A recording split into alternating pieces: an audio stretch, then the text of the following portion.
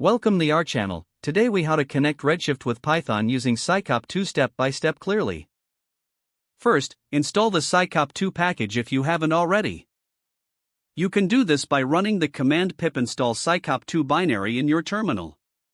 Next, open your Python script or Jupyter notebook where you'll write the code. Import the psycopg2 library at the beginning of your script using the command import psycopg2. To connect to your Amazon Redshift database, you need to specify the connection parameters.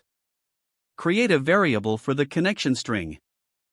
This string should include your database name, username, password, host, and port.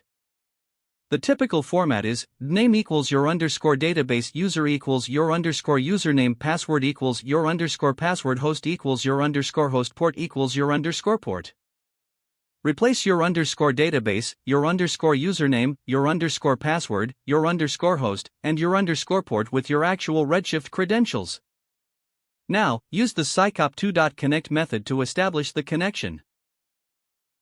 Pass the connection string variable as an argument to this method. Store the connection object in a variable, for example, con. Next, create a cursor object from your connection using con.cursor.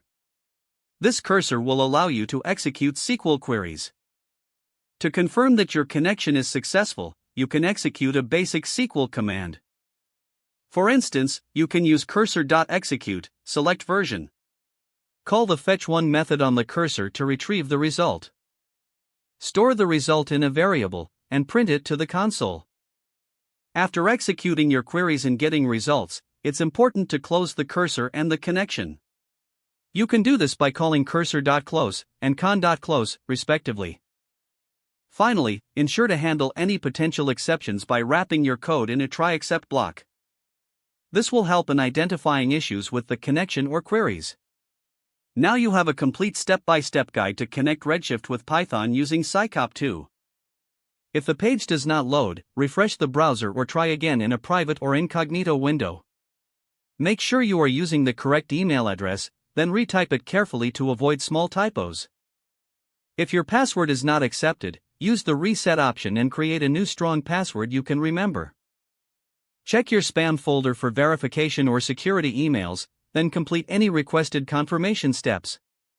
Enable two-factor authentication if available to improve account security and reduce unauthorized access risk.